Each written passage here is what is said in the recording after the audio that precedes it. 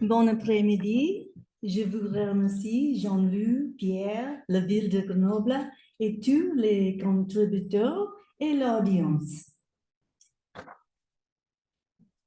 Ma cartographie numérique est disponible comme outil auxiliaire pour cartographie et la vie quotidienne des femmes dans le Marseille révolutionnaire.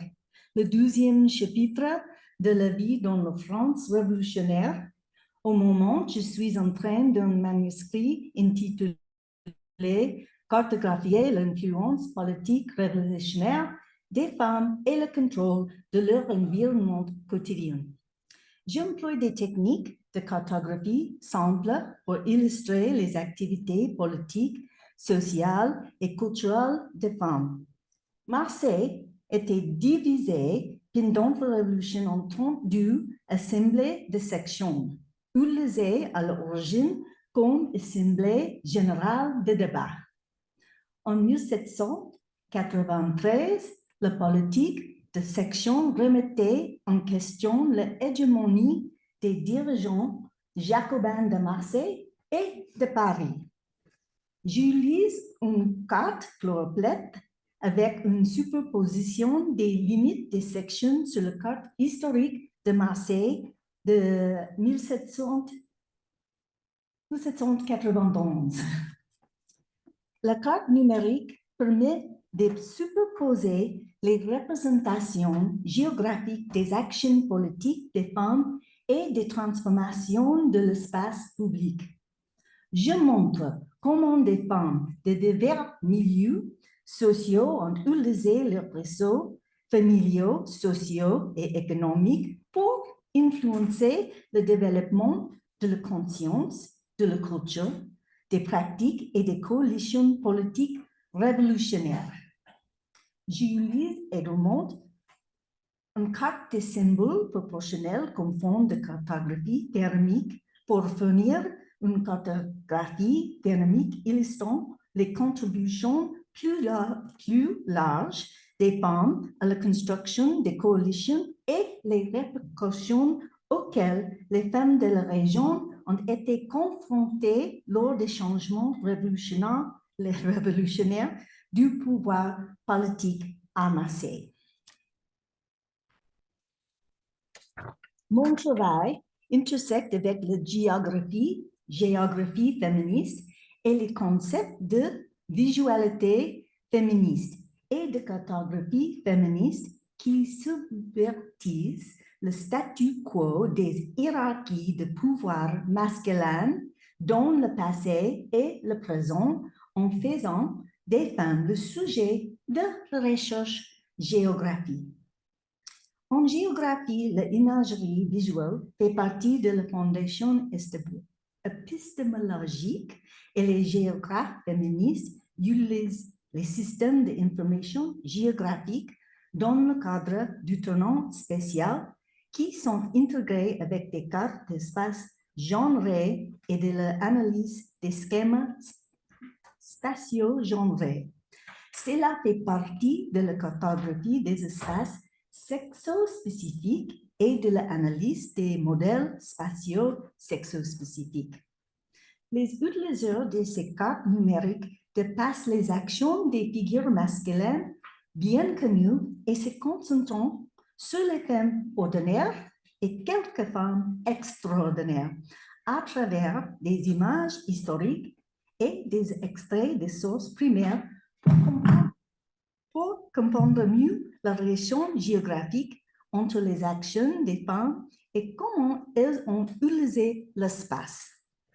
Les cartes interactives permettent aux utilisateurs de façonner leur propre analyse en visualisant un passé dynamique où l'utilisation géosociale politique par les femmes des espaces formels et informel a transformé le passage politique et culturel.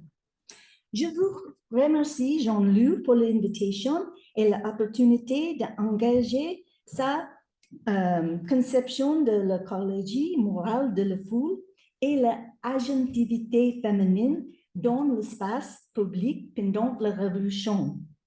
Aujourd'hui, j'explore la géographie féministe en association au concept de l'écologie morale de la foule à Marseille, qui était la plus grande ville après Paris à la veille de la Révolution pour analyser la citoyenneté des femmes dans la Révolution dans une perspective ascendante. Comme dans d'autres régions de France, les femmes marseillaises se sont jointes aux foules qui ont contribué à créer et radicaliser les forces de la démocratisation en 1789. Les femmes révolutionnaires de Marseille ont exercé une influence à partir du printemps de 89 sur le développement des pratiques démocratiques et de la conscience révolutionnaire qui ont remodelé le passage social, culturel et politique grâce à leur investissement individuel et collectif de temps et d'énergie dans la sphère publique. La participation des femmes à la transformation de l'écologie morale de la foule représentait certains des premiers exemples de leur participation directe à la vie politique. La cartographie des expériences révolutionnaires des femmes de divers milieux sociaux met en lumière l'utilisation des réseaux familiaux, sociaux et économiques pour influencer le développement de la conscience, de la politique et de la culture révolutionnaire. La cartographie numérique permet aux lecteurs d'explorer de manière interactive comment les femmes ont transformé les espaces publics tels que les églises, les marchés, les boutiques et les rues en espaces politiques. Aujourd'hui, je concentrerai sur les émeutiers. Les émeutes de mars et mai en 89 entrelaçaient la misère du peuple à cause du coût élevé des denrées alimentaires avec les issues de la représentation politique associée plus largement avec les débats sur la convocation des États généraux et plus spécifiquement avec les questions sur le pouvoir oligarchique des autorités municipales de Marseille.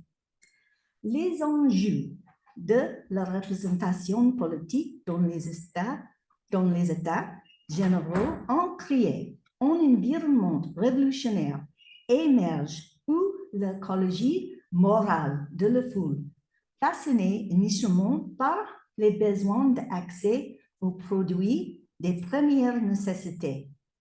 C'est lié à des actions et des revendications qui ont lancé les processus de démocratisation à Marseille. Les gens du peuple et la manière dont ils ont remis en question l'autorité et exigé que les autorités municipales s'attaquent à la misère de la population, de l'injustice et de la tyrannie ont créé un nouvel écosystème moral des relations sociaux et politiques. Les émeutes de mars ont éclaté à cause de la question des impôts à Marseille où il n'existait aucune contribution directe, de sorte que le fardeau est tombé directement sur les gens qui payaient d'énormes taxes sur les produits de la première nécessité tels que le pain, le vin, la viande. Le peuple considérait les fermiers comme des hommes arrogants et vindicatifs qui agissaient en toute impunité. Le mars 23, ces tensions ont été éclatées dans une émeute quand une grande foule a émergé à la plaine Saint-Michel. On peut le voir, c'est vers le bottom. En bas. En bas, merci. Et, OK. Plusieurs orateurs ont souligné les souffrances et les plaintes de la population et ont recommandé les fermiers le maire et l'échevin. Poussés à l'action, les orateurs, environ 6 000 personnes, marchèrent vers l'hôtel de ville. Une partie de la foule attaqua la maison d'un riche fermier des impôts, celle de l'État et le maire, et plusieurs autres fonctionnaires municipaux quittèrent la ville. La foule se rassembla également sur le quai du port et rejoignit celle qui marchait de la plaine vers l'hôtel de ville. Un autre groupe, originaire du quartier Saint-Jean, à l'extrémité du Vieux-Port, où vivaient pêcheurs, marins, poissonnières et autres marchands, s'est joignit à la manifestation devant l'hôtel de ville. Le MUD obtint 3 concessions majeures de la part des magistrats, alignées sur les préoccupations du peuple concernant l'injustice sociale et politique et la tyrannie de plus en plus associée au pouvoir des fermiers des impôts. Les magistrats promirent d'abaisser le prix du pain et de la viande, mais non plus de former un nouveau conseil des 3 ordres composé de membres du conseil municipal et des représentants des 3 ordres, et d'abolir les fermes des impôts détestées. Le MUD de Mars a également entraîné des nouveaux changements dans l'écosystème social et politique révolutionnaire avec l'organisation d'une milice citoyenne ouverte à toutes les catégories de citoyens masculins. La création ultérieure de la garde bourgeoise, dont les capitaines étaient choisis uniquement par les rangs privilégiés de la noblesse, des notables et des marchands de premier ordre, a été perçue comme une attaque contre les pratiques démocratiques émergentes. Les citoyens ont qualifié des traîtres ceux qui agissaient contre la milice populaire, et ces problèmes, combinés à la poursuite des actions contre les pratiques fiscales injustes, ont conduit à de nouvelles émeutes en mai. Le 15 mai, les émeutiers se sont rassemblés comme ils l'avaient fait en mars à la plaine Saint-Michel et ont marché jusqu'au bâtiment du port de la farine à la recherche des anciens employés des fermes d'impôts et ont cambriolé le bâtiment, tandis que d'autres ont entrepris des actions stratégiques ailleurs dans la ville. Les femmes du marché ont joué un rôle décisif dans la formation et la mise en œuvre de l'écologie morale révolutionnaire de la foule lors des émeutes de mai. Des foules armées des bâtons patrouillaient dans les rues bordées d'arbres du cours de Sens, qui bordaient un quartier aisé. Un témoin a décrit les émeutiers comme comprenant beaucoup de gens du peuple, notamment des femmes du quartier Saint-Jean, des poissonnières, des vendeurs d'herbes ou de fruits, armés de couteaux de cuisine, de bâtons et de pierres, afin de traquer les gardes des fermes qui avaient été à nouveau placés à la porte d'Aix, ravivant la frustration face au pouvoir incontrôlé des fermiers d'impôts. La situation du marché principal à proximité de la porte d'Aix et du cours del Sens a permis aux marchands d'utiliser leurs réseaux sociaux et leur positionnement géopolitique pour organiser leur rôle dans le monde. Les femmes détenaient une autorité morale dans ce domaine et la société reconnaissait leur rôle de faiseuse d'opinion au sein de la communauté, avec la responsabilité première d'agir sur ces questions-ci qui incluaient la volonté des femmes de menacer ou d'utiliser la violence sur des questions concernant le bien-être de la famille et de la communauté. En tant que femme du marché, elles seraient directement touchées par les taxes sur les produits alimentaires qui interféraient avec leurs moyens de subsistance ainsi que leur capacité à nourrir leur propre famille, ce qui aurait motivé leur investissement social et politique en se joignant aux actions de foule pour continuer à faire pression sur les autorités municipales afin qu'elles acceptent des transformations révolutionnaires dans l'écosystème social et politique qu'il y ait de plus en plus la moralité et la justice à un mouvement patriotique naissant. Dans le quartier Saint-Jean, où vivaient de nombreuses femmes du marché, les rues devinrent des espaces politiques où les femmes exprimaient leur sens politique de l'écologie morale de la foule et des groupes de femmes se ressemblèrent pour défier, bâton dans la main, et tablier plein de sable à jeter aux yeux des traîtres, qui avaient signé en mémoire au roi contre la milice citoyenne en avril. Le soutien des femmes du quartier de Saint-Jean à la milice citoyenne et à son adhésion inclusive alliait leurs actions aux forces démocratisantes de la ville. Le rôle des femmes de la section 17 dans les émeutes de mars et de mai indique également un attachement accru à la création d'un nouvel écosystème social et politique ou la construction de coalitions dans l'utilisation des réseaux sociaux du marché et du quartier a permis des attaques coordonnées contre les traîtres perçus au mouvement patriote en pleine croissance.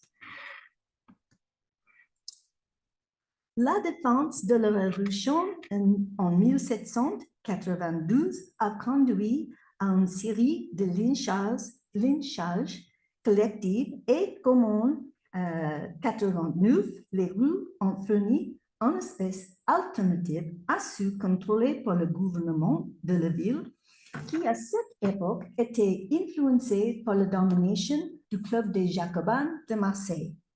La violence mit les groupes vigilants contre les autorités municipales révolutionnaires, dont beaucoup étaient des Jacobins, et les deux institutions politiques prirent le pouvoir en 90 grâce à l'aide du peuple. Les femmes ont créé les associations politiques parallèles en 90, les dames héroïnes et les dames citoyennes.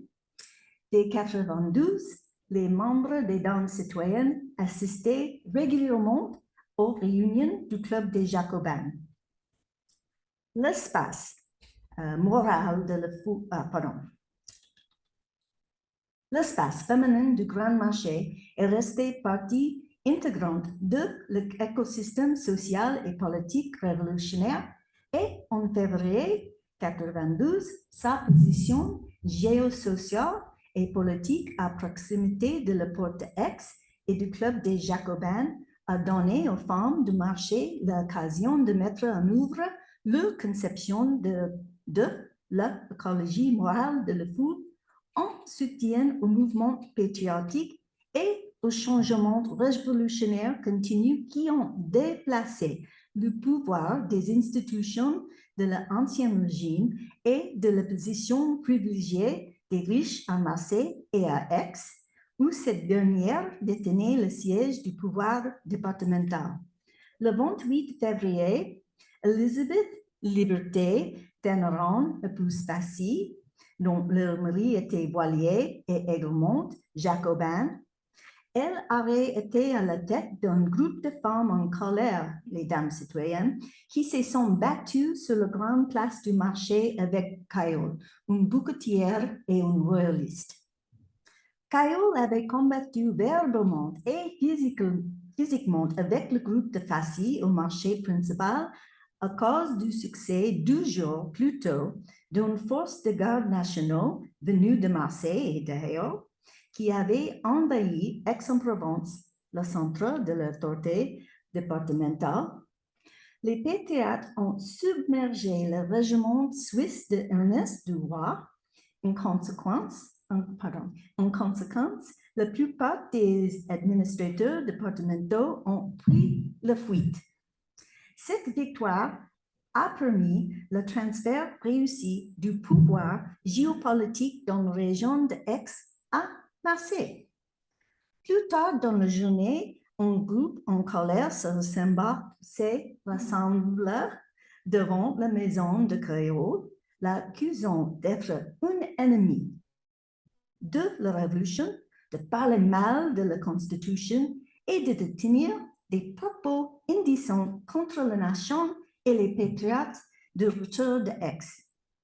Passy habitait le quartier du de la rue de Fouillon et Caillol la rue de Noailles. Ils sont très proches l'un à l'autre. Et les deux sont proches du club des Jacobins et le marché. Un officier municipal la sort et le met Caillol en prison pour plus de sécurité. Mais le fou finit par forcer l'entrée et pendre Caillol à un lampadaire au coin de la rue de la prison. Caillol devient la première victime civile des lynchages révolutionnaires à cause de sa position socio-économique comme une bouquetière associée avec l'ancien régime et la royauté et à cause de ses mots incendiaires contre les patriotes. L'écologie morale de le fou dans l'espace féminin et politique du marché et du réseau quartier ont jugé Caillol coupable d'être traître et commencé une année de lynchage des autres comme les prêtres réfractaires associés à l'ancien régime.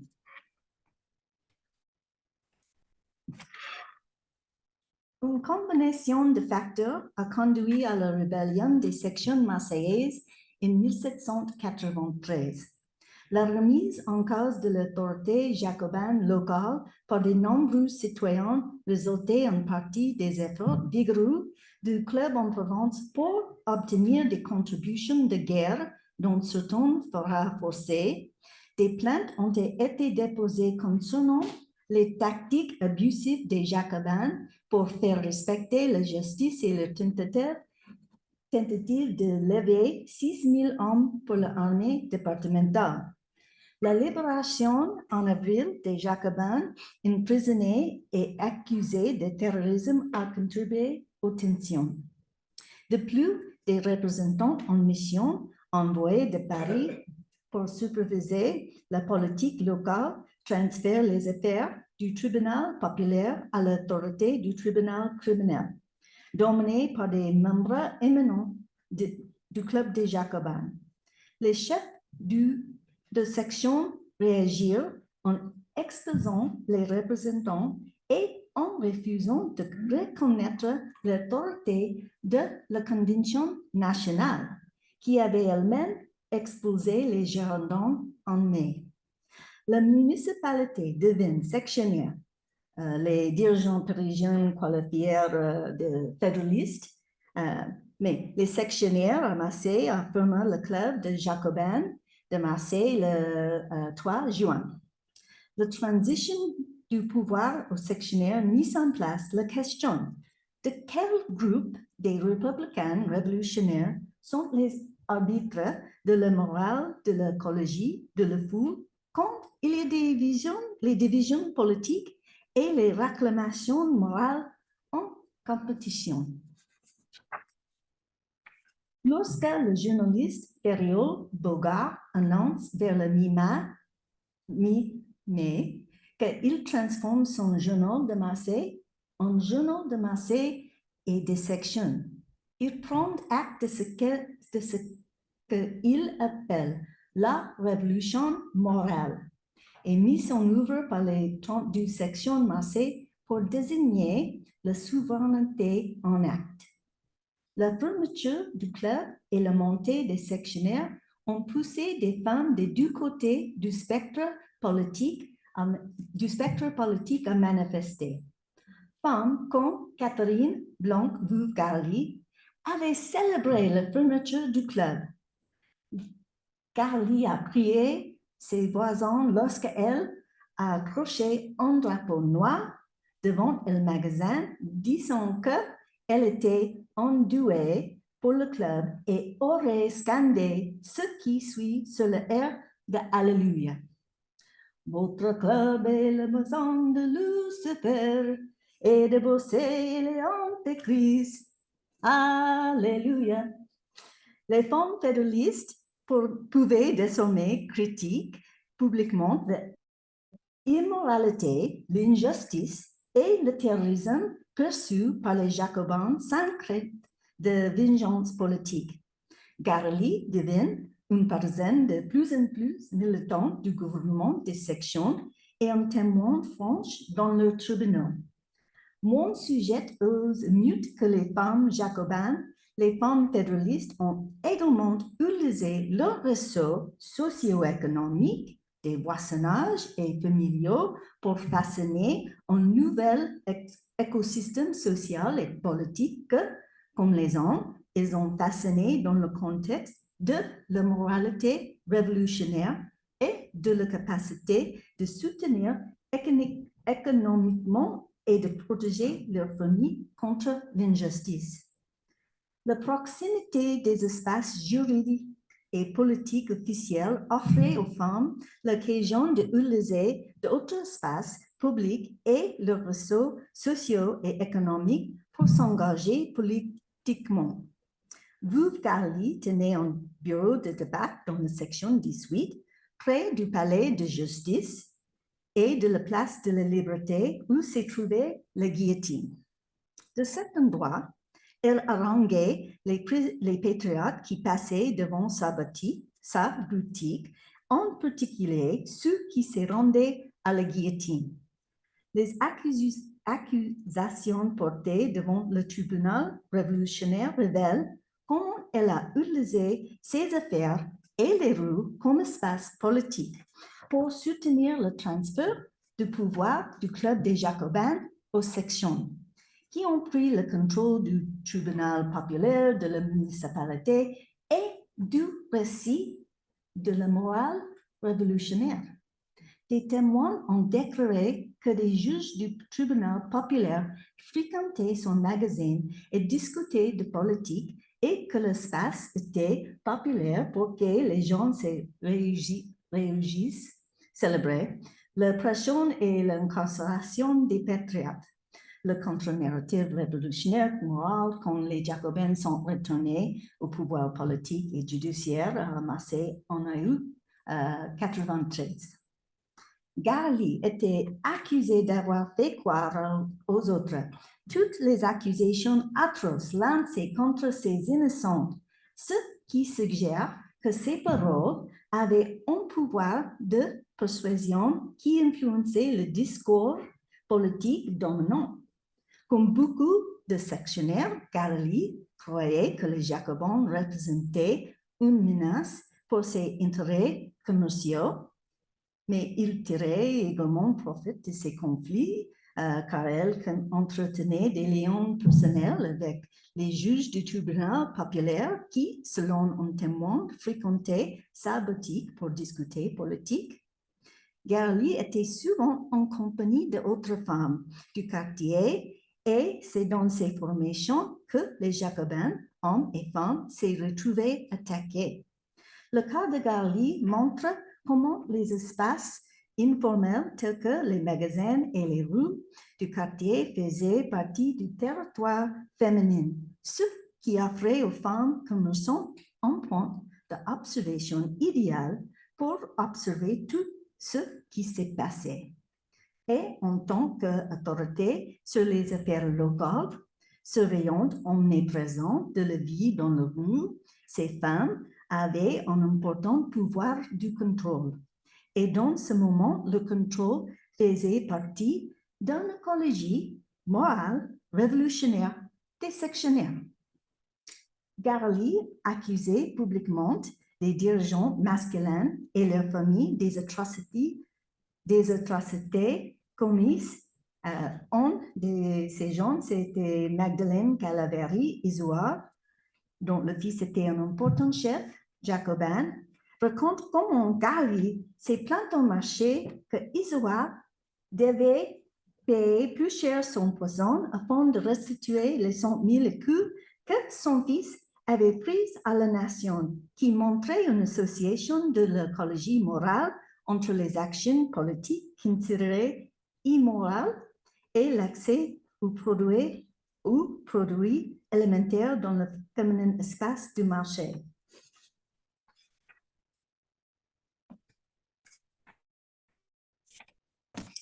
En conclusion, parce que c'est presque terminé, mais je veux dire juste quelques mots. Il y a une autre fantasy qui était introduite avant. Et pendant ce temps aussi, les femmes jacobines sont les émeutiers encore contre les sectionnaires. Et Fassi était considérée coupable pour ces émeutes. Ces deux femmes, Fassi et Garli, révèlent le pouvoir de façonner les actions de grands et petits groupes à travers leurs réseaux commerciaux et du quartier et l'écologie morale révolutionnaire de Le Fou dans l'environnement urbain de Marseille. Merci beaucoup pour l'opportunité de partager mon travail et d'explorer l'écologie morale de Le Fou, parallèlement à mon utilisation de la cartographie féministe.